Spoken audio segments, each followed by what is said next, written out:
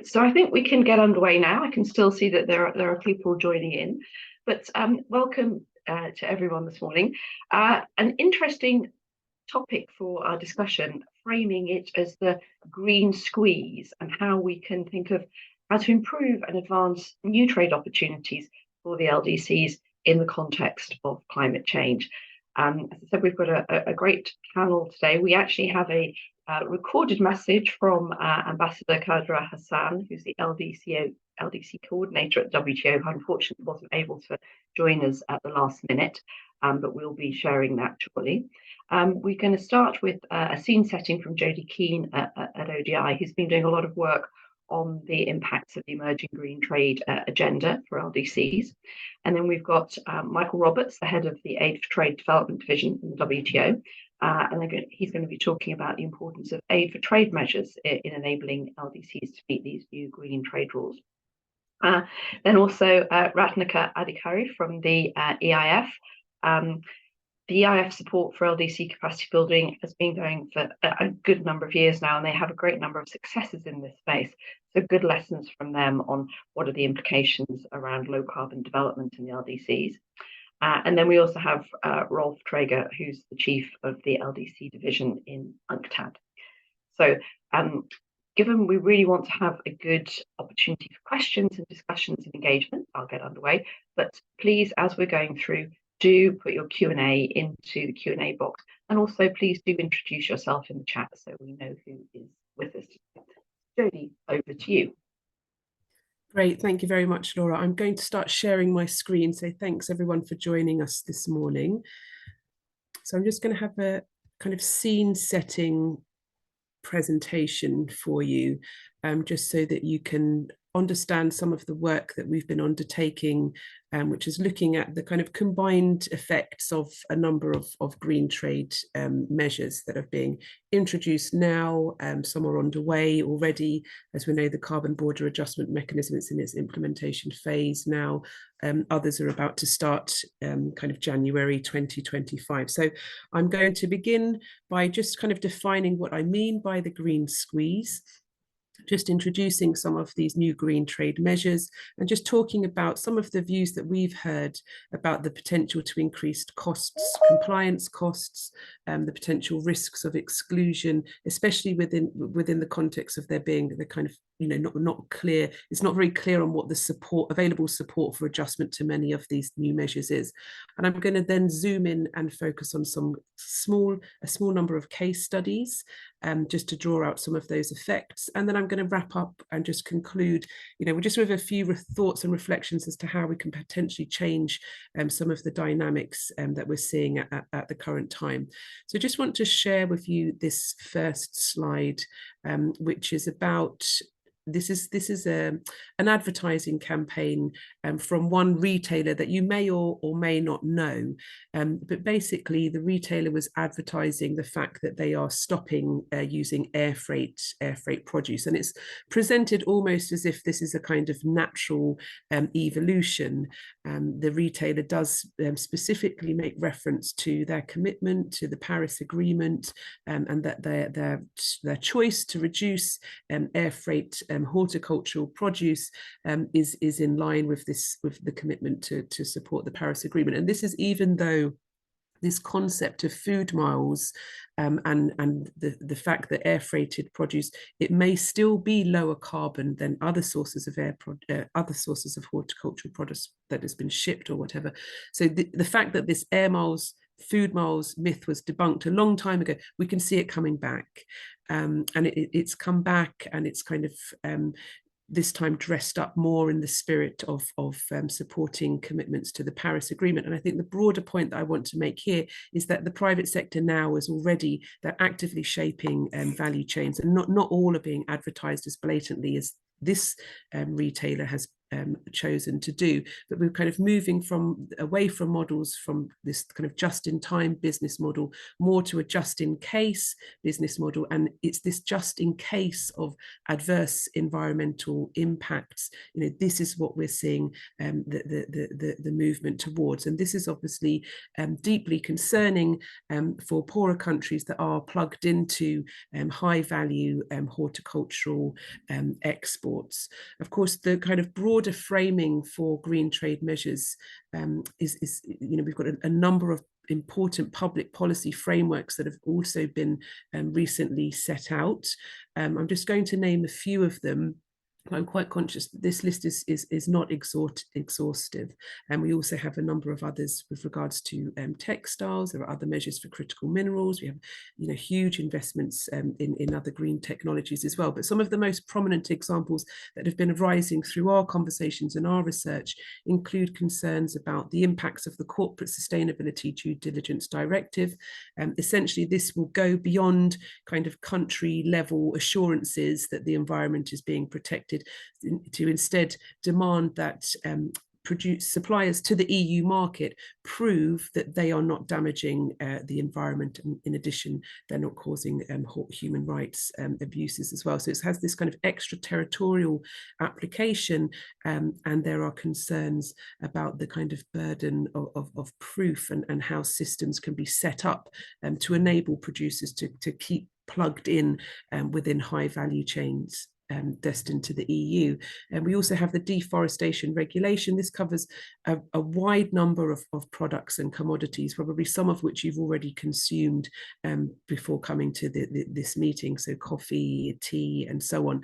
And this really requires quite sophisticated information, to prove that the products have not been produced on land that has been deforested. And I think the cutoff date there is 2020. So this is, there are very real concerns that some types of producers just may not have the compliance infrastructure in place in order to meet these new requirements, and therefore they may be excluded from the EU market. Of course, the most prominent example of a green trade measure that everyone talks about are carbon border adjustment measures. But our analysis suggests that it's probably for least developed countries in particular, it's these other types of measures, in particular the deforestation regulation, as well as the Corporate Sustainability Due Diligence Directive, that are more likely to have a kind of wider impact looking ahead over the coming few years. So as I say, we have spoken to different private sector representatives just as part of kind of working through specific product value chains. And I think the view generally is that these policies have tended to, they're seeming to come out in a kind of siloed approach. So one part of the Commission is dealing with CBAM, another with deforestation. And even though there may be some overlap in terms of the data points, there are going to be different focal points to submit them. So it's all pretty complicated, pretty complex, and the private sector has been mentioning that it's probably more complicated than it needs to be. One importer that we spoke to said that the costs of compliance are likely to be around 1 million a year, and I think even if we just take a kind of a percentage, and assume that 1% of the total value of LDC exports are going to be if we take that as a proxy for compliance cost, then we are really running into potential hundreds of millions of euros in terms of thinking about the additional costs that these measures may put in place. And I don't want to emphasize, I'm not at all against green trade measures. I just want to situate this discussion within the context of the fact that we have not only a global goals like the Paris Agreement, but we also have a commitment to try to double the LDC's share of global exports. And there was a target in the Sustainable Development Goals to achieve that by 2020. That wasn't met. We're now reaching a period when we have a number of green trade measures that have the potential to increase costs, potentially exclude producers. So I think we need to be thinking really carefully about how these risks could be mitigated. So I just want to move on to that now before I wrap up. If we think about countries like Ethiopia, like Mozambique, like Bangladesh, we can already see that it's already, you know, the producers that are bearing the costs, we can already see that it tends to be like the higher proportion of those costs are being borne by smaller and more less resourceful producers. So in the case of Bangladesh, there's been a great survey undertaken by the Centre for Policy Dialogue, which has shown that as a share of total investments made by firms, the smaller firms are making the larger share of those investments is going towards this compliance infrastructure compared to larger firms. Smaller firms also have, you know, fewer compliance managers on site. So those risks of exclusion, and because of the impacts of the corporate sustainability due diligence directive coming into play, these risks are really, really very real. In the case of Ethiopia, we're looking at the kind of broader economic effects over the whole economy for the deforestation regulation, and we can see that already there's likely to be significant effects on the economy and on the labour market. And it should be noted that Ethiopia already has a very significant trade deficit as well. And we are talking about, you know, when we're talking about least developed countries, we are talking about those countries that tend to be, you know, the most vulnerable to the physical effects of climate change. And I think Laura's institute, the IIED, has already put out research as well, which shows that the kind of poorer producers are already investing to adapt to the physical effects of climate change now as well. So Mozambique is the big example everyone talks about in relation to CBAM, but I just want to draw your attention to the fact that we should also be thinking about the impact of these other measures as well. So I think to wrap up, we really need smarter trade policy here, and we need to have more joined up thinking. We really need to meet the aid for trade targets that have been set, and there are some obvious synergies there. So we have, within the Doha Programme of Action, we have commitments to increase the share of aid for trade to LDCs, but we also have commitments there in relation to digital, ICT and infrastructure. So there are natural kind of synergies there in terms of increasing transparency, increasing participation. But I think perhaps we also need to think about an extra layer of corporate due diligence, just to make sure that we're not undermining kind of the resilience building of value chains that we know needs to happen by trade becoming more concentrated as a result of these new measures. So I think I'll wrap up there, Laura, and pass to the other participants for their observations. Thank you.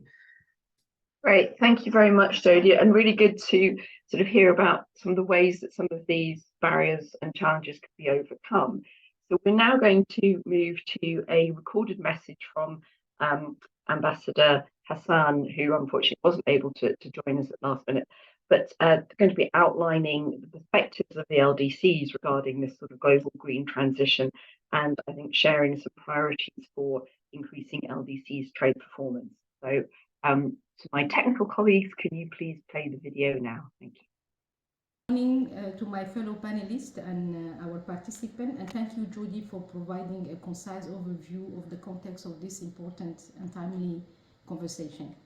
I must begin by commending the Overseas Development Institute, ODI, on the timing of this event before we head into COP28 next week. As we engage in the upcoming global dialogue, we must be acutely aware of the challenges faced by the most vulnerable nations and work collectively to ensure a just and equitable transition. I would like to thank ODI team for this invitation.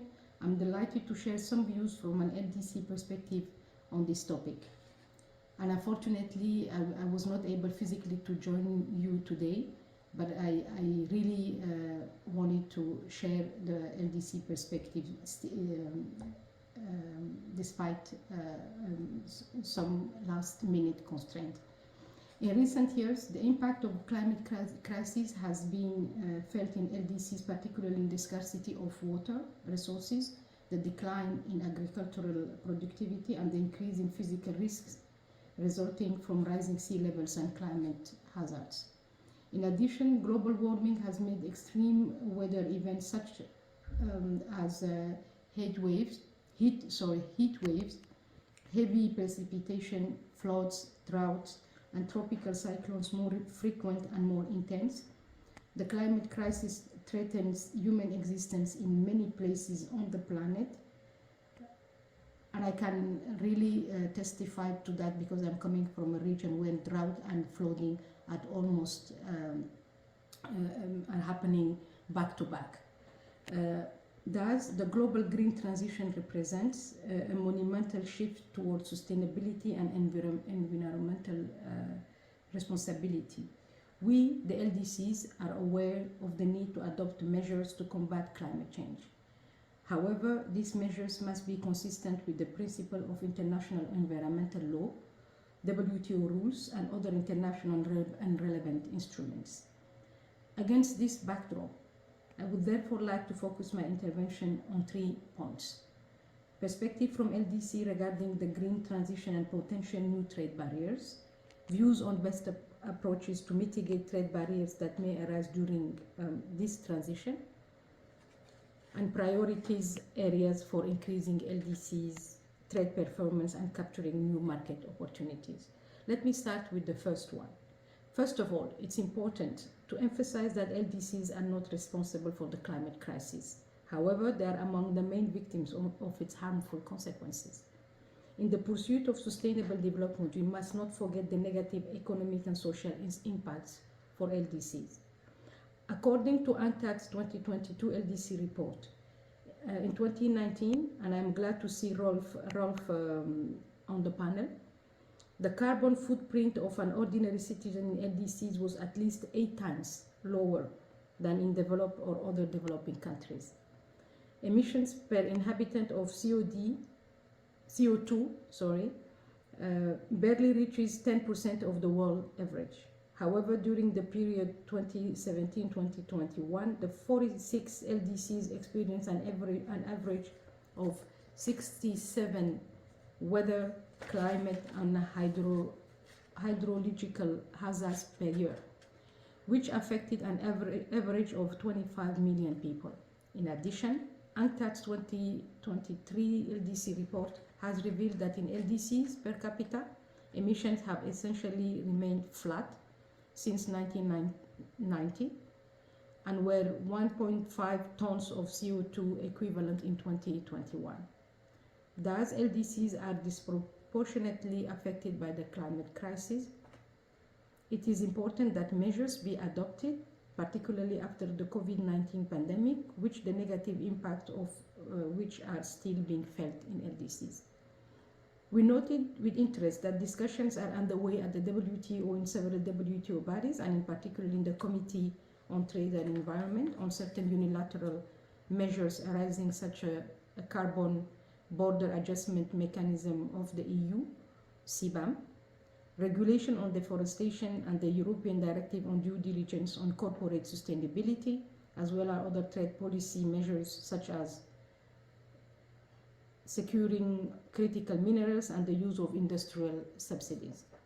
LDCs respect the right of WTO members to adopt environmental and trade measures in the interest of their inhabitants, provided that they are in compliance with environmental law and WTO rules.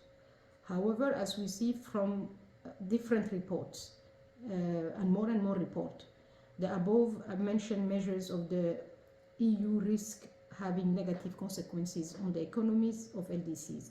They could constitute barriers in terms of market access for LDCs to the European market. This risk compromise our quest for resilience by notably accentuating unemployment and poverty in many LDCs, which rely on their export to the European market. LDCs are already facing many trade barriers to access certain markets. Many of our exports generally include commodities from extractive industries such as fossil fuels, which represented around 18% of LDC export in 2021. Metals and minerals accounted for around 11% of their export for the same year. All these are listed in the EU regulation. The global share of LDCs in international trade remains marginal, with their total merchandise exports representing less than 1% of global exports. Further marginalization is a real risk. We note the EU's attempt in the CTE and other to discuss and other forums to discuss the measures and respond to questions. We encourage them to continue to do so, but also take mitigating steps on the impact on LDCs. I would like now to turn to the second aspect, which is the views on best approaches to mitigate trade barriers that may arise during this transition. Natural resources represent 25% of the GDP in LDCs, almost twice as much as in other developing countries and 5 times as much as in developed countries. Risks linked to the green transition arise from a change in regulation, technological progress, or a change in demand, which can significantly influence asset prices. A green transition can be achieved by focusing on the following 4 objectives: raising productivity in natural resources sectors through investments that address key structural patterns of resource use, particularly of land, namely forests, wetland, and other natural habitats. Second, reducing natural resource dependence through the diversification of rural economies. Third, implementing targeted policies to improve rural economies. And fourth, increasing access to clean energy and promoting renewable energy and energy efficient technologies. LDCs do not have the financial or technological capacities to adapt to the requirements of the green transition, knowing that adaptation is recognized in the Paris Agreement as a challenge. As such, we urge the EU and any other members introducing CBAM type measures to implement WTO special and differential treatment provisions, as well as the principle of common but differentiated responsibility. We call on such members to take into account Articles 9.1 and 9.4 of the Paris Agreement, which stipulates respectively, and I quote, "Developed country parties shall provide financial resources to assist developing country parties with respect to both mitigation and adaptation in continuation of their existing obligations under the Convention." End of quote. And again, and I quote, "The provision of scaled up financial resources should aim to achieve a balance between adaptation and mitigation, taking into account country-driven strategies and the priorities and needs of developing country parties, especially those that are particularly vulnerable to the adverse effect of climate change and have significant capacity constraints, such as the least developed countries and small island developing states, considering the need for public and grant-based resources for adaptation." End of quote. Furthermore, our partners should provide, in line with the Doha Agenda for Action for LDCs 2022-2031 adopted this year, technology transfer and financial resources to LDCs to help them adapt to green transition. In that regard, LDCs call for the operationalization of the Loss and Damage Fund established at COP27 in Sharm el-Sheikh, Egypt in 2022.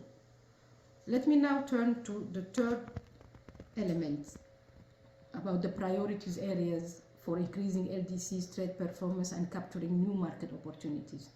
The COVID-19 pandemic has had serious consequences for LDC trade.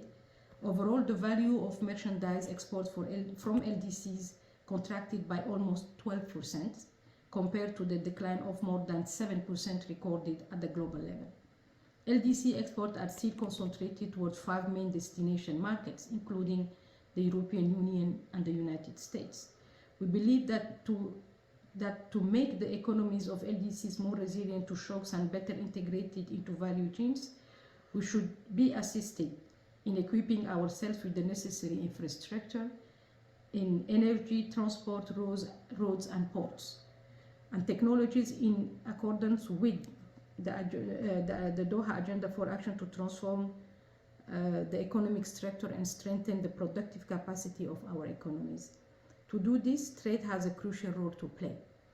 To this end, we believe that LDCs need to increase their commercial performance and seize market opportunities in the following areas. The e-commerce is a fast-growing business sector. Its potential has grown at an exponential rate during the COVID-19 pandemic. LDCs hope to benefit from appropriate technological means to capture a percentage of the opportunities offered by this sector to stimulate their economic growth and promote their economic development. The second sector is agriculture, including fisheries and cotton. LDCs benefit from comparative advantages linked to different factors.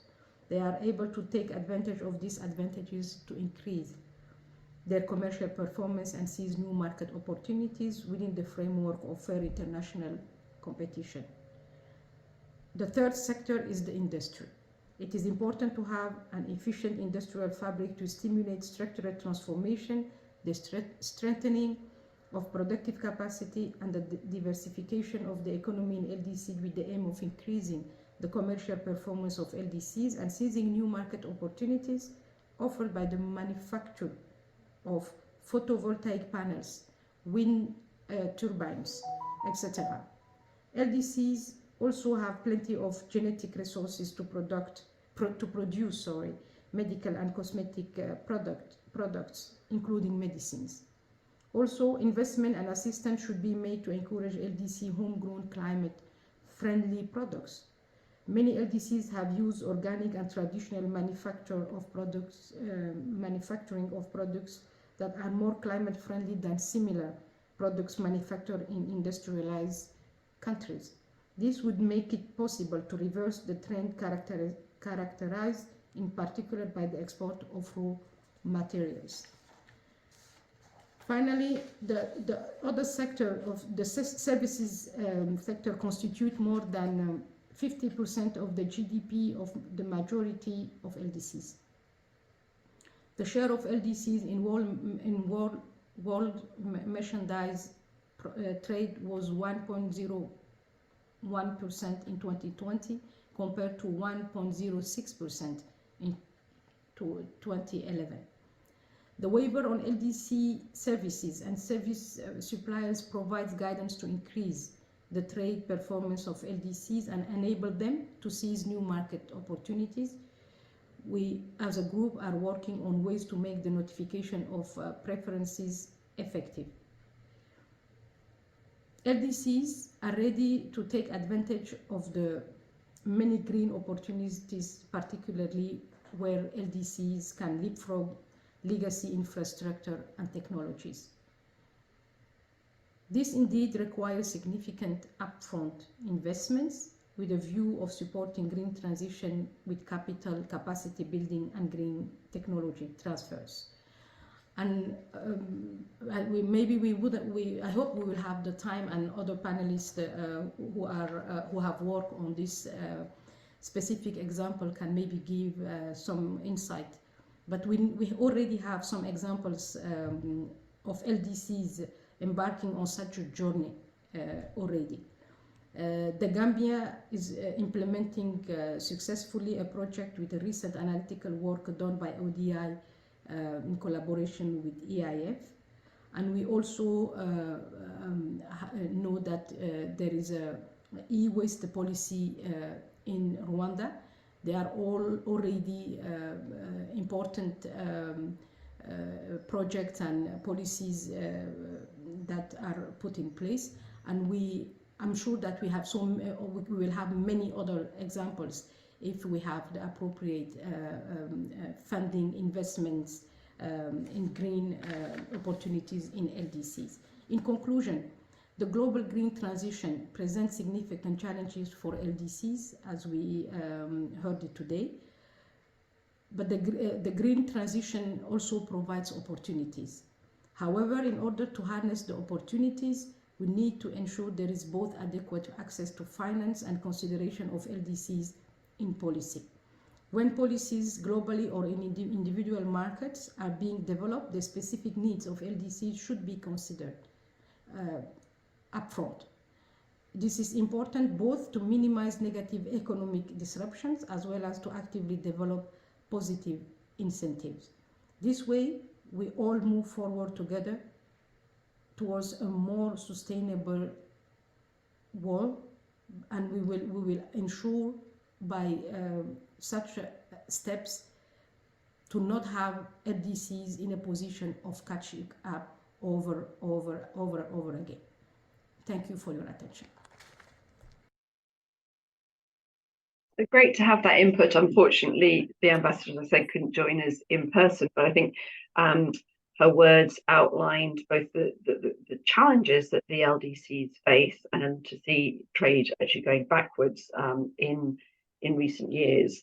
really is a challenge, but then talking about some of the opportunities and some of the ways that those barriers might be overcome. And I think our next three speakers will start to address some of those issues. So, Michael, I'd like to come to you now and ask you particularly about the importance of aid for trade in helping LDCs to meet some of these new trade measures and to improve the performance of their trade, as the ambassador was referring to. And also, if there's something you can say about the role of the WTO in facilitating discussions between members around an inclusive green transition. Thank you, Michael. Over to you. Thanks very much, Laura, and thanks to ODI for the invitation to speak today. And congratulations, Jodie, on that presentation. What I wanted to do is to pick up the points that you mentioned, but also I think to give a little bit of an overview of the landscape of trade and environment measures. What is it that LDCs and other members need to comply with? What kinds of measures, who's taking them, etc. And then to pick up your point about aid for trade and what's being done on trade and environment, and then finish off with some thoughts on how to help LDCs realise these trade opportunities. And Ambassador Khadra has already given some suggestions in that direction. So let's quickly give an overview of the landscape of green measures. And apologies, we've just been updating the numbers in our environment database. So I will be able to circulate a PowerPoint that gives you some these numbers afterwards, so that in case you don't manage to jot them all down. First of all, let's look at the number of measures that are being taken. So these are and what I'm basing this on is the notifications that are being made to the WTO and that are reported in this environmental database. So if you go back to 1997, it was about 8% of all notifications. That's about 165 notifications in any 1 year. And a notification is made by a WTO member when they're introducing a new measure that's likely to have a substantial impact on trade. Okay, so these are environment-related measures that are going to have an impact on trade. By 2021, fast forward there, you can see that the percentage of notifications and also the number has grown. So now environment-related notifications are about close to 20% of all the notifications that we receive. And more importantly, the number has grown substantially. So we're up around 930 notifications, which is a more than 5-fold increase since 1997. And any one notification can include more than one measure. So if you look at that number of 931 notifications, it actually captures more than 2,000 environment-related measures. Okay, so which members are taking those measures? So what I'll look at here is the kind of the stock of measures, stock of notifications over the period 2009 to 2022. And you'll see some familiar names there, some names that you'd perhaps expect, and some others that might be a bit more of a surprise. So coming out number one with a little over 1,000 notifications is the European Union. In second place, you've got the US with 924 notifications. Brazil comes in third with 430, China in fourth place with 369. And here's where the surprises start. There are actually two least developed countries that come in fifth and sixth place. And these are Rwanda and Uganda, with 318 and 238 notifications respectively. If you look at, so there's some other LDCs that also appear when you look at individual years. So there in 2018, Cambodia ranked in the top 10 of members notifying measures. And we also have Tanzania, which came out in both in a couple of years as well as in that top 10 of notifying measures. And if you allow me just to make sort of a couple of additional comments there in terms of who's notifying the measures, you can see that in 2019, the top 10 notifying members accounted for 70% of all the notifications. Okay, so it was quite concentrated. If you look at 2022, that number drops to 54%. Okay, so what you can see is that these notifications are becoming more widespread. And then I think also maybe the sort of the final statistic to give is that in 2021, there were 116 WTO members. That's 70% of our membership who notified at least one climate-related environment measure. So you can see that there's two clear trends here. One is that there's an increasing number of environment measures that are being enacted, and an ever more diverse range of members that are taking these measures and also at all levels of income. So what types of measures are being taken? This is important, I think, to look at. And again, if you're looking at that same period, 2009 to 2022, technical regulations and specifications and conformity assessment procedures together, they account for about 45% of those measures. And then you've got other trade measures like import licensing and bans and prohibitions that count for a further 8%. That's one block in terms of sort of compliance. And then you've got another block of measures which deal with subsidies. So here you've got grants and direct payments, tax concessions, and non-monetary support, which total up to more than 30% of those measures that are being taken. So you can see here there's a compliance burden, but then there's also this subsidy side of things, which I think also picks up on on Ambassador Kadra's point about the wherewithal of actually integrating into these green value chains. The sectors that are affected by these measures, agriculture comes out top with close to a third of all measures affecting the agriculture sector. Manufacturing, chemicals, energy sector, again, you wouldn't be surprised to hear those in the list of sectors affected. And then what are the environmental objectives that are being pursued? What do these measures cover? The largest number cover the management of chemicals, toxins, and hazardous substances, and then compliance with multilateral environmental agreement measures, animal protection, waste management, and recycling. So there you can see that there's a very diverse range of measures. There's a diverse range of agreements with a particular focus there on technical standards and on subsidies, and an increasing number of members, an ever more diverse range of members who are actually taking these measures. So so if you're thinking about this in terms of a squeeze, it's not just one or two key trading partners that are taking these measures. It's the WTO membership, I think, in a very large segment of the WTO membership. And I think also one conclusion there to reach is that this is only likely to grow the compliance burden. So the squeeze might get even tighter. What is WTO doing?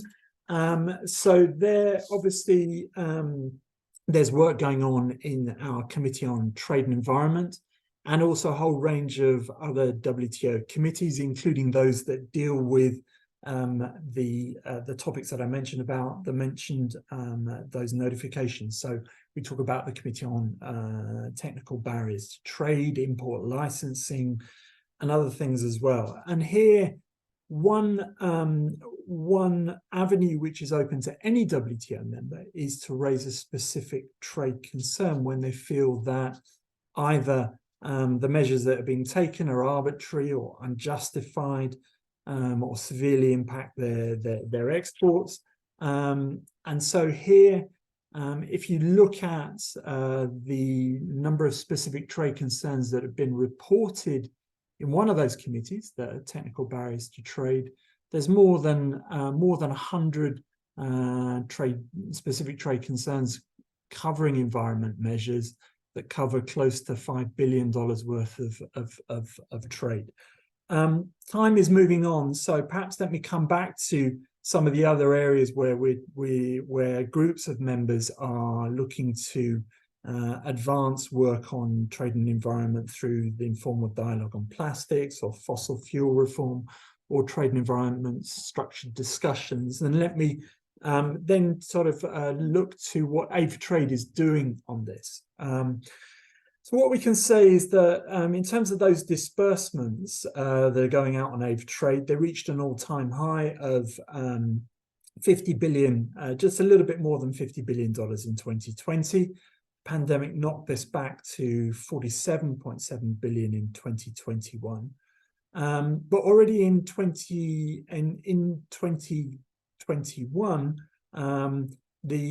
about close to 40% of Aid for Trade commitments, so that's future expenditure, had a climate objective. So you can see that that work on mainstreaming environment and climate into Aid for Trade is already going on.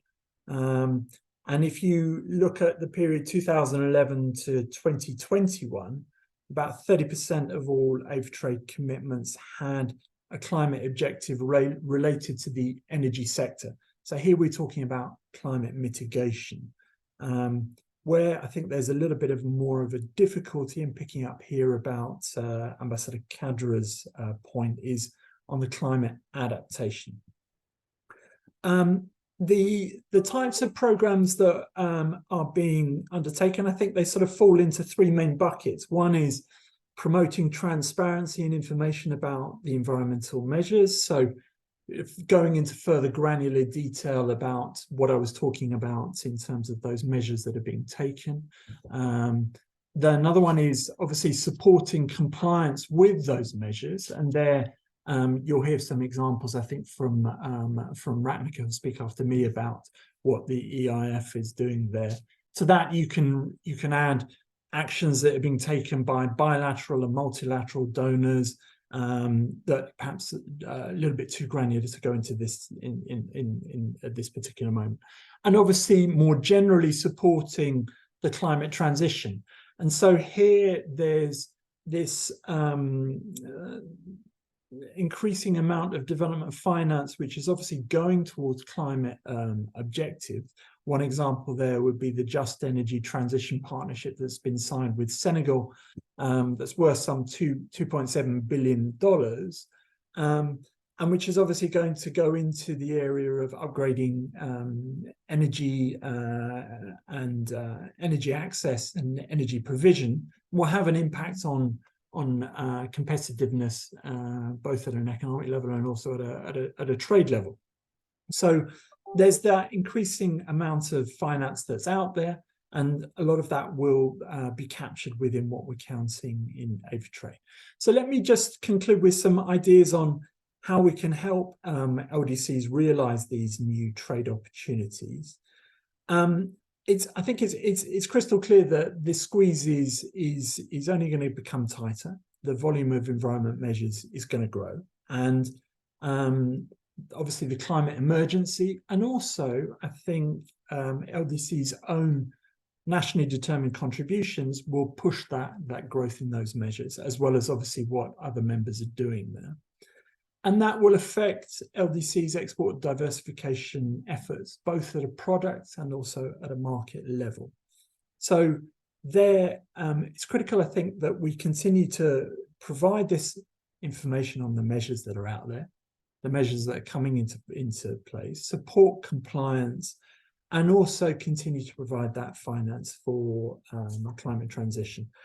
And I think more generally, in this picks up this is the final point that I'd like to make, Laura, is that I think there's an urgent need for policy support to understand where LDCs and other developing countries are going to find their comparative advantage in the low or no carbon economy of the future. So with that, let me thank you again for the invitation to speak, and I conclude there. Thank you, Laura. Great, thanks, Michael. I mean, really good to hear detail of how these green measures are emerging, and really interesting to hear that the LDCs themselves are making quite significant notifications on them.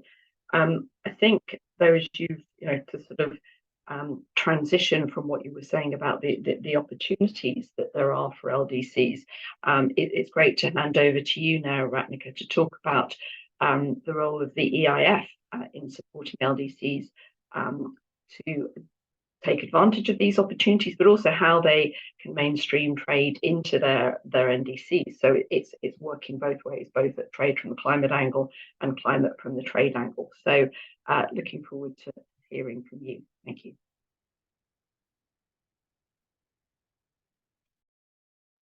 I think you're still on mute. It's just, this is something that I always forget to do. Thank you very much, Laura, for that kind introduction about the EIF. And also, I would like to join Michael and Ambassador Hassan in thanking ODI for providing this opportunity. So after Jody, Ambassador Hassan and Michael have spoken, I just want to utilize my time, limited time available, to just discuss two things. One is the kind of support that EIF has provided for LDC capacity building to mainstream trade into nationally determined contributions, NDCs, and what could potentially be done. The second one relates to the role of aid for trade to contribute to low carbon development in LDCs. So let me start with mainstreaming first. Mainstreaming trade into nationally determined contributions, or even NAPA for that matter, is aid to gain currency in LDCs due to various reasons, including the silo culture, the lack of appreciation of environment-related trade barriers. Now these are coming to light, and many of the LDCs may not even be aware of the kind of environment-related trade barriers that exist. And finally, they may not be aware of the opportunities available. So these are various reasons why there's a limited mainstreaming. So as a part of our initiative within the EIF, what we are doing as we speak is to conduct a study on greening the DTIS. Diagnostic Trade Integration Studies, for those of you who do not know, is the kind of a foundational document that we support in LDCs to identify the opportunity as well as challenges of trade integration for LDCs. So the DTIS, already there was a provision within the guideline that we issued in 2016 to include environment-related aspects within the analytical work of diagnostic trade integration study. But many countries have done so, but many have not done so, right? So therefore, the greening the DTIS study is a stock-taking exercise, and this would also provide step-by-step guideline on how to mainstream trade in other policies, such as the agriculture policy, as well as gender policy, information technology policy, as well as the nationally determined contribution. So that could be a good starting point. I also want to highlight the fact that a new version of DTIS, such as the one in Zambia that has been recently finalized, has a separate chapter focusing on trade and climate change. And that also highlights the need to mainstream trade in NDCs. So that could be another example. A concrete example of our support is something that we provided to Gambia, and Ambassador Hassan also mentioned this, is to enhance coordination and mainstreaming, where we not only brought the Ministry of Trade and Ministry of Environment to work together to ensure better coordination, as well as reciprocal mainstreaming. The reason I'm saying reciprocal mainstreaming is that as much as it is important to mainstream trade in NDCs, it is also important to mainstream climate change in the trade policy of the government. So therefore, we have to talk about not only mainstreaming one way, but kind of reciprocal mainstreaming here. We also supported the development of Green Recovery Focused National Development Plan, which was rolled out in 2022 in the Gambia, which is likely to pave the way for mainstreaming trade into nationally determined contribution, NDCs. Now, my next point that I want to highlight is the role of aid for trade in LDCs. The first point within this I want to mention is that we can provide as EIF, and we have done so in the past, direct support to project contributing to low carbon transition or net zero ambitions. I just want to provide an example of the support that we provided to the establishment of electronic single window. And we call it paperless trade as well in Vanuatu. For obvious reason, the electronic single window system initiative launched in 2016 by the government. And then, in 2019, we provided additional support together with other like-minded partners such as Australia. And by 2021, it helped reduce processing time for the issuance of biosecurity certificates from 4 days to 6 days. It used to take between 4 and 6 days. Now it has come down to 10 minutes, as little as 10 minutes, which has contributed to reduce paperwork and number of trips, resulting in reduction in almost 6,000 tons equivalent of CO2 in 2021. And this has resulted in Vanuatu being listed as the #1 the seeds country in Asia Pacific on sustainable trade index prepared by UNESCAP. And this was a very impressive success, and therefore the Vanuatu Department of Customs and Inland Revenue also reported an impressive increase in revenue collection from around $33 million in 2016 to a current value of $134 million since the implementation of the single window. And impressed with the success of the initiative, Vanuatu's parliament recently approved a budget for the next phase of the project. The second one is to contribute to investment promotion and retention in LDCs to help mitigation. We know for a fact that bulk of the resources that are going to come for low carbon transition in many of the LDCs will have to come from the private sector. So realizing this need, and also the need for some of the LDCs which are graduating, to provide them necessary support to mobilize private investment, particularly foreign direct investment, we are working closely with World Association of Investment Promotion Agency, UNCTAD, and many other international organizations to support LDCs to improve their investment climate and enhance their investment promotion and retention capacity. The project led by UNCTAD, and there are 2 separate projects that we are supporting. The project led by UNCTAD is particularly important, as that is about building capacity of LDCs to attract investment in sustainable development sectors, including in areas such as clean energy development. The third support that we have provided, and which seems to be working, is the project preparation grant.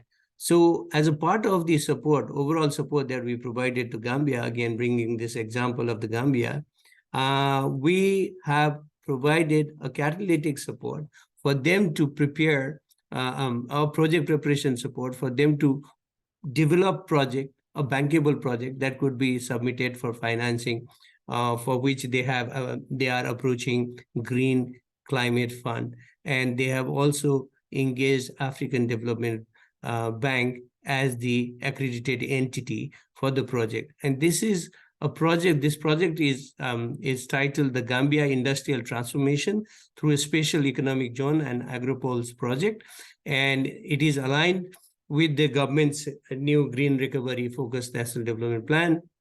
And then the total amount of project, it's actually the grant element is $55 million, and the loan element is $80 million. And it's a combination of both mitigation and adaptation project. And there are total 68,500 direct beneficiaries and 102,750 indirect beneficiaries. The project is yet to be finalized and submitted. And once it is finalized and submitted, this would be a very good case study on how the project preparation grant could help. And fourth is to provide seed money or catalytic support for mobilizing both private and public funds, including blended finance. This is an area of work where we would like to work in the future. But I can provide one small example. For example, in a country like Bhutan, which is an LDC, and it happens to be a carbon negative economy, to export green products. How do we support them? I mean, it's not that we would help them to really manufacture green products, because they are already doing. What we can do is to provide soft support in the form of developing policy, providing certification, testing facilities, certification, helping in accreditation, and eventually collecting them to the market. These are the kind of initiative that we could support in the future. So with this, I want to stop here and would be happy to take any questions. Thank you. Thank you very much, Ratnika. I mean, really good to hear those project examples, and that one from Vanuatu really struck me. You wouldn't immediately think that a trade facilitation project could have such big impacts on CO2 emissions, but that's really a significant amount. Before we move to our Q&A, we've got our final speaker, Rolf Traeger from UNCTAD. And Rolf, we've been hearing a lot about the approaches to help LDCs address this green squeeze. But I know UNCTAD has been doing some analysis on the potential effects of CBAM and other measures on LDC competitiveness. So it would be good to hear from you on that. And then some of the recommendations that you've been working on integrating LDCs into green value chains. Thank you. Okay, thank you very much, Laura, and thanks to ODI for inviting us and UNCTAD to participate in this very interesting and important event preceding, of course, COP28. So I'll start by sharing some of the main results of the study that we did. We did in a very detailed study on the potential effects of CBAM on the general economic performance of LDCs, both in terms of trade performance, but also in terms of overall economic performance once the scheme is implemented, which is going to happen actually in the very near future. So, and we did a very detailed analysis based on bilateral trade data, not just of LDCs with EU countries, but also with third parties, etc. And of course, what this analysis started from the patterns of LDC trade, and the fact is that LDCs exports consist mainly of carbon-intensive commodities like fuels, minerals, and metals. So these are the types of products which are most likely to be targeted by any type of environmental measures, CBAM or otherwise. But also, since LDCs are mainly commodity exporters, they are also major providers of raw materials to many carbon-intensive industries like steel, electricity, cement, etc., which again are the industries directly targeted by the CBAM scheme, but also by other similar schemes which are being discussed, like the US's similar scheme, which is still under discussion. And what can this potential lead to? Well, first of all, this, of course, is a type of unilateral type of policy, and which has the objective of working towards great environmental sustainability and combating climate change. But the problem is that these rules, they are done all over the world, they are imposed across the board, and therefore they do not take into account the specificities of LDCs. While the rules were being discussed, there was talk about exempting the LDCs from application of CBAM rules. But this ended up not being the case eventually in the final version, which was announced more recently. But our study shows that even if LDCs were to be exempted, directly exempted from compliance with the CBAM rules, still they would be negatively affected due to the quite complex forms in which they are integrated with other countries, of course, not just EU, but with other countries. And the fact that these policies, they have effects not just on final products, but also on intermediate products. And this is something that our study focused a lot, which is the potential impact on of the scheme on intermediate product trade. Because these intermediate products, they are very important for, of course, by definition, for the production of other products, but also for the industrialization prospects of LDCs. And of course, one of the possible negative effects of such a scheme is the case in which you have carbon leakage. And so you might have actually an intensification of carbon emission in LDCs.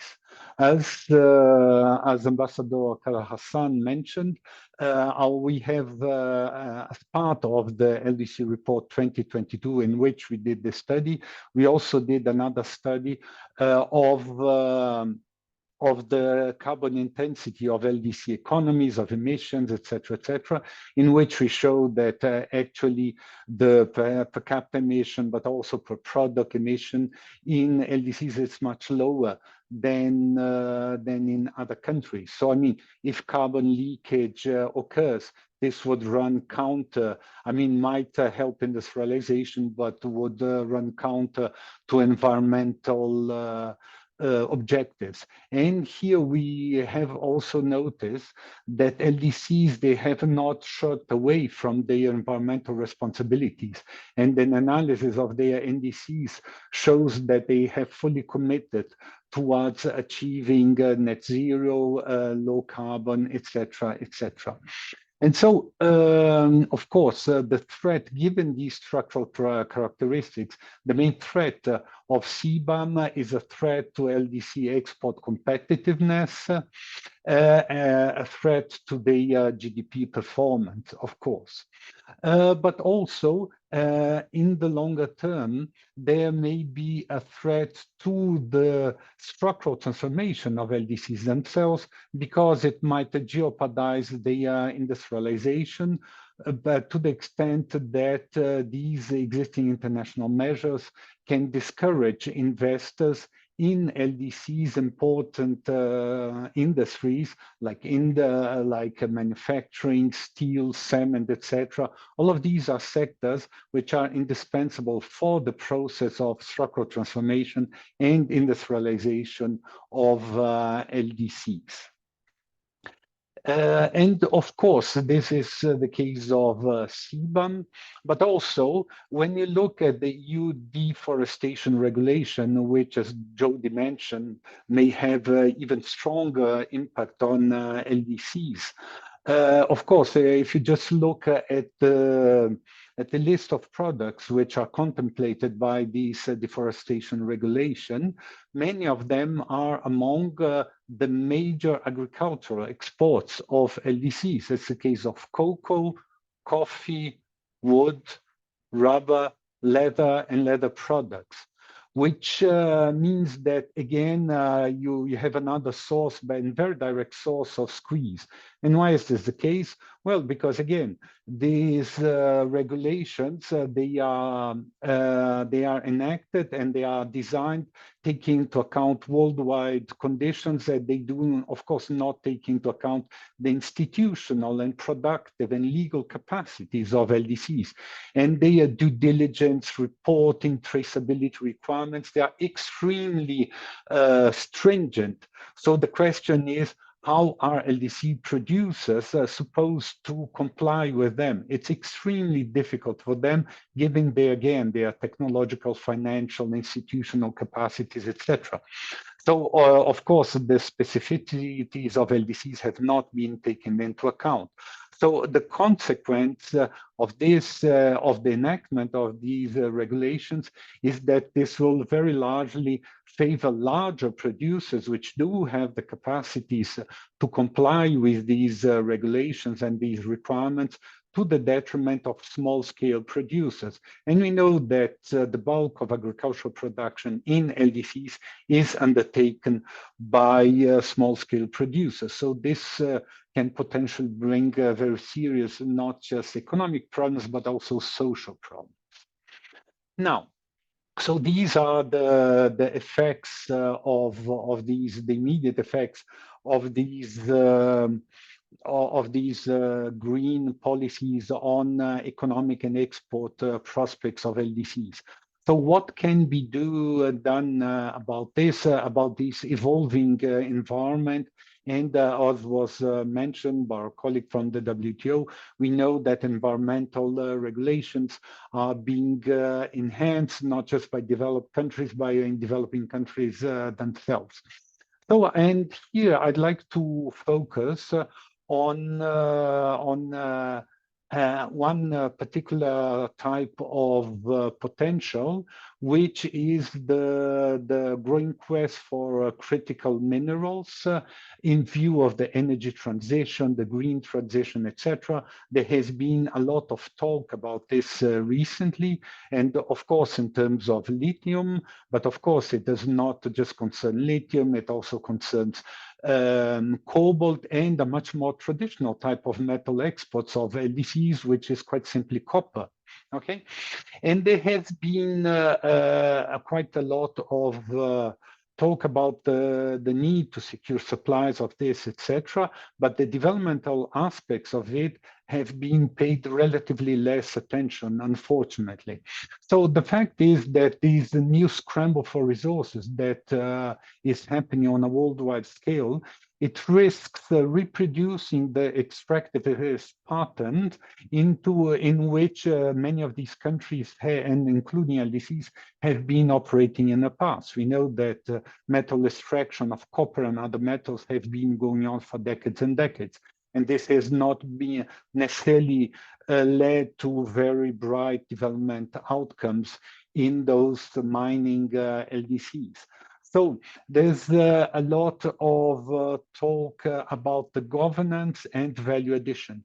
And I think that in terms of the governance of natural resources, and particularly of the mining industry, there's a lot of work that the international community can and should do in order to support capacity building in LDCs, institutional building, particularly in terms of managing the natural resources, in terms of mining legislation, in terms of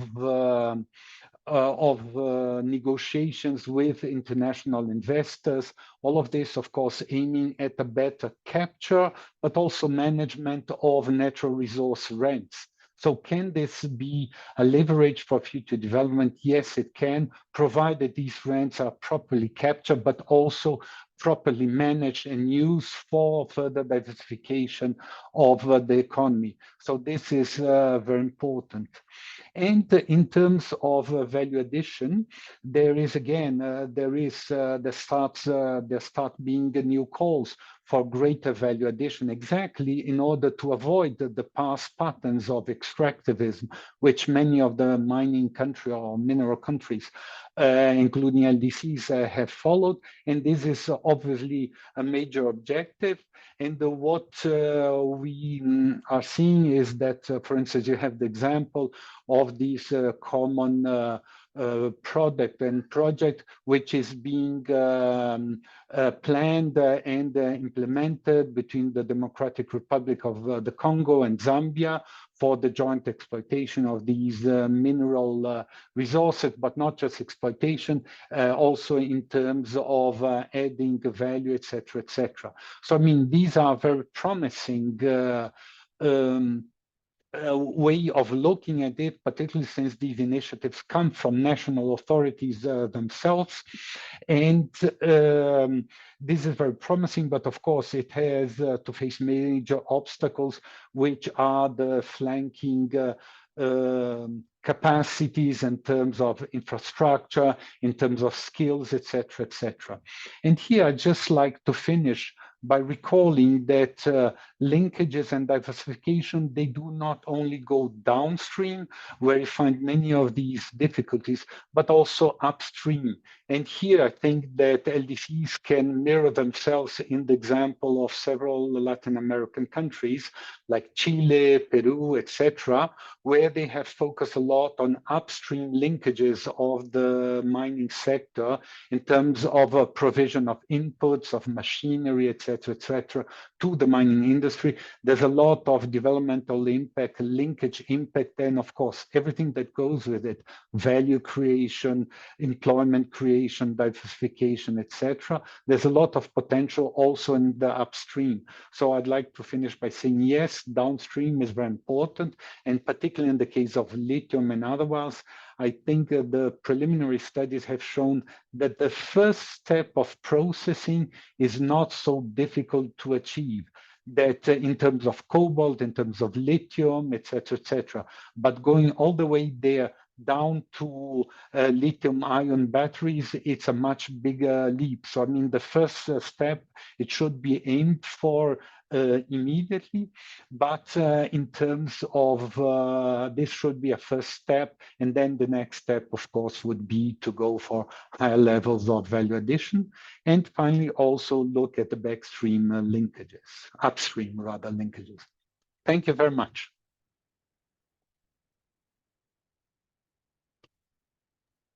Sorry, hopefully you can hear me. I think, yes, I'm back online now. Yes, thank you very much, Rolf. Really interesting to hear those perspectives on the so-called transition minerals. And I think that that's an area where trying to avoid the oil curse and the challenges of fossil fuels contributing to development, that there is potentially lessons to be learned around how some of these new transition minerals are developed. I was at a meeting in Geneva a couple of weeks ago talking about some of those issues, so they're clearly very pertinent. It's great that the Ambassador Hassan, really great that you've been able to join us for the Q&A session at the end. Welcome, very nice to have you with us, and thank you very much for your recorded remarks. They were very interesting and helped form the discussion so far. So we have now got about 10 minutes for questions. We've got a couple already coming into the chat.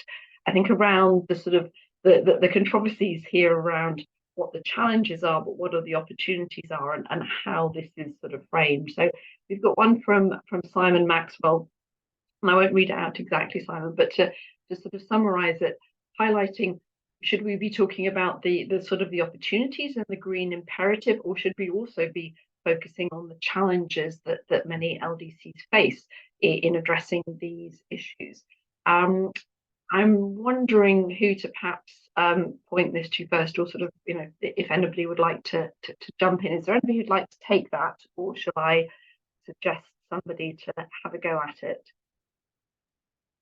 Laura, I'd be happy to take a first go at it, and then if others want to come in and add. So I think that, but in addition to the question, there's been a lively discussion in the chat as well about whether we should be talking about an imperative or a squeeze.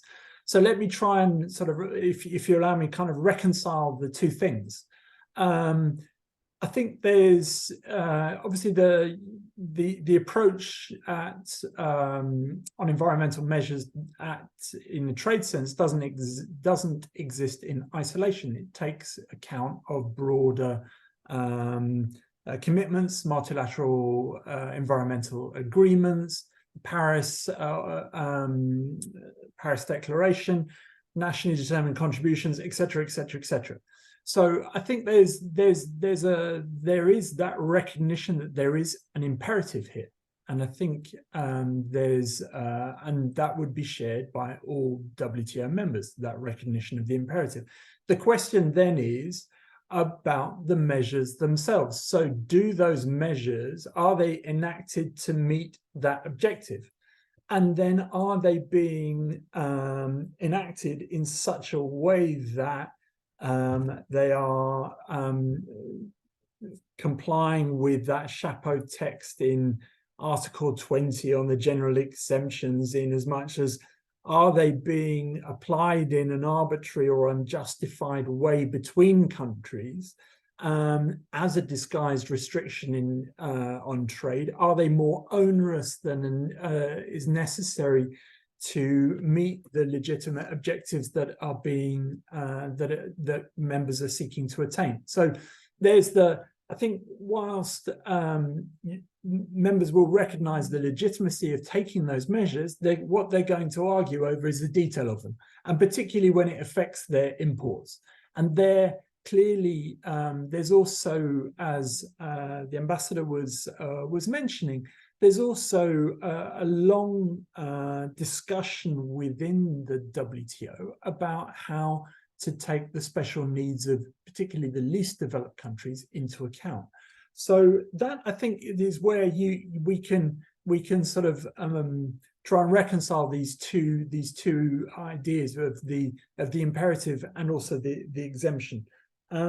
If you allow me, just also to commend Ralph Traeger and the work that UNCTAD have done in that least developed countries report, and highlight, I think, also that what he was talking about in terms of adding value there to minerals, that I think really speaks to the core of what we've been trying to do for some time with the Aid for Trade work. So if you think about this, trying to move down the value chain just beyond extraction, to be able to do that, you open, as Rolf was saying, you open up into a suite of broader economic and trade reforms in such areas as services, trade facilitation, trade finance, investment facilitation, all of these things that the Aid for Trade is there and meant to try and support. So there's a sort of again, we come back to that agenda around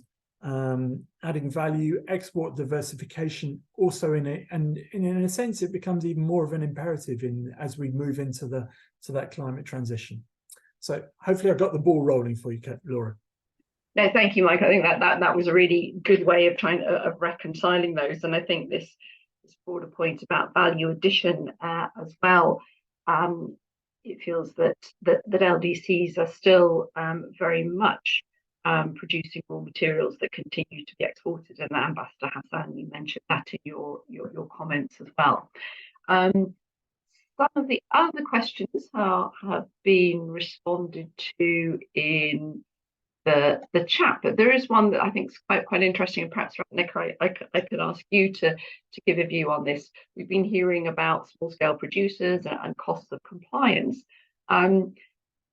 What might be some of the ways to address that? One suggestion in the chat is that it's around potential consolidation of exporters. Is there experience from EIF projects and initiatives around helping particularly smaller producers around cost of compliance? You're on mute.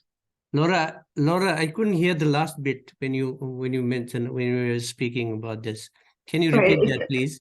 Right. If there are any examples from the EIF around supporting particularly smaller producers around the cost of compliance, doesn't necessarily need to be environmental measures, but the cost of compliance generally. How do we address that aspect of greener trade measures?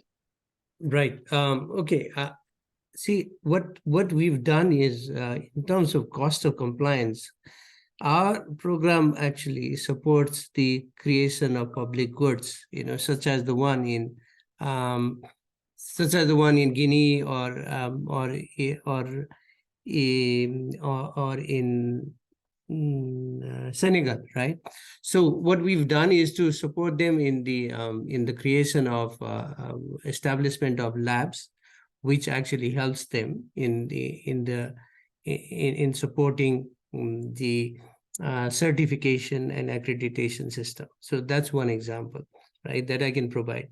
The other example that we can provide is the example of my own country, Nepal, where we've supported small farmers and small producers of tea to get their traceability requirement fulfilled. And how do they fulfill their traceability requirement?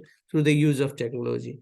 And this is the kind of technology, including the blockchain technology, that could help them to sort of, enhance the traceability of their products, so that the buyers are fully aware of where the product was, where the farming was done, and how the process all the way from farm to the kitchen. I mean, not farm to the fork, because it's a product, it's tea. So therefore, that's another example of the support that we have provided. And we've actually brought together a cooperative of farmers who are and smaller scale producers, and they work together with a municipality in a place called Ilami in eastern Nepal, and they are working together with these farmers to enhance traceability. And the Nepal Tea and Coffee Development Board is the implementing partner, together with the Ministry of Commerce. So that I can provide as a concrete example. Other than that, of course, developing a system that would enable these small producers to get access to the facility would be already a good example. In some cases, what happens with the kind of standards that need to be met is that, I mean, it's not for the international trade, but in terms of the regional trade arrangement that we have. And Nepal actually exports a lot of products to India, and some of the certifications and compliance, in order to ensure that the producer will have to go to the certification sort of installation in New Delhi or in Kolkata, those places, and the requirement can be met only by the producers with capacity to pay, right? And small scale producers cannot do that. So these kind of facilities, labs, and certification and accreditation system that we've supported are helpful for smaller scale producers. I hope very helpful. Really great to get those concrete examples. I'm conscious of time, and I know we have Ambassador Hassan has been able to join us. Hopefully, you've heard some of the questions and the discussion that's been going on since you've joined. Would you like to make a couple of comments based on that? Thank you very much, dear moderator, and good hello to everybody. I'm very happy to be able to join, even though it's the last minutes. I want to maybe to and I want to I have the opportunity to thank you for this opportunity. It's a really timely conversation. I want to maybe address the issue of the imperative versus squeeze that I heard. I hope that I got it correctly. And I want to say that both are felt by the LDCs. The climate change is an imperative that we already experience, and addressing it is an imperative for LDCs. And I think Mr. Roberts' answer sets the tone for us, and I would echo what he said. At the same time, the fact that we have to, while we are not the one contributing to major climate crisis, we are the one who are at the recipient end of the negative consequences of the climate change. But at the same time, as I was explaining in my video, we are the one feeling already the squeeze vis-a-vis the measures and the policies that are being put into place, without taking into account what will be the impact beforehand, before putting them into place. What is the impact of the LDCs trading partners that we are? So I think I would say that both are equally, I would say, felt by us, and indeed it will force us. When I say us, it's LDC and our trading partners, to really have core discussions on, and it's already happening in the WTO. I hear a lot the experts of the EU trying to explain. And I remember one of my questions to a director, to a full team of EU, was to understand, now that they have decided at this stage, the fact that they are consulting LDC group, Africa group, different groupings when they are here in Geneva, how is it going to impact those measures, the CBAM and others, deforestation and all this? And the question was that basically it was very difficult for them to agree among the 27 EU members. It took a lot of time. So that is not about changing the measures, but on a case by case, maybe to look at the implementation. Basically, nothing can change at this stage. And that's, I think, the worrying part for us, where the concerns have not been taken into account beforehand, and now we are in a fait accompli, where we will have to deal not only with the negative impact of climate change, but also the constraints that it's going to create for us to export and to continue trading, so that we can have trade still part of our economic recovery from setbacks of COVID-19 and external geopolitical shocks, the different crises that we have nowadays, so that we'll be in a position to recover the gain that we made in terms of the SDGs. Because I think now it's very clear we are far from achieving SDGs by 2030, but we lost almost 10 years of gains according to all the evidence that is available. So I think that's why I really find it very useful to have this conversation, but also maybe to after the conversation, to make sure that within the context of EIF and Aid for Trade and so on, that climate change is not narrative, is not through the lens of the existing measures that have been introduced and designed by our trading partners. I would say in inbuilt flow that we can already see, and that it will those discussions we are having for the LDCs assistance and aid for trade and EIF next step, we hope that the programs will try at least to mitigate the negative impact that we can already foresee. And I will stop there. Great, thank you very much, Ambassador. Really good to have that sort of set out very specifically around that sort of imperative versus squeeze agenda. I'm very conscious of time, but in terms of the questions that we just had, I didn't give Rolf a chance to come in, so I would just like to give him the opportunity to respond to what he's heard, and then I will try to bring us to a close, just a minute or two after time. Thank you, Rolf. Okay, thank you, Laura. I'd just like to comment as well, following on what my predecessor said on this question of threats versus opportunities. And again, as my predecessors, I agree, it's both. So it's very important that LDCs are aware of what the threats or what the negative consequences of all these policies will be or are likely to be. And that's why it's important to analyze them, etc. And but also to put forward to the international community their concerns, etc. As the ambassador said, well, these regulations, they are already either enacted or decided, but it's important to put forward their concerns for next coming regulations, because more are coming down the road. And so again, the call for special and differential treatment for LDCs subsists, and it's very important never to lose sight of this.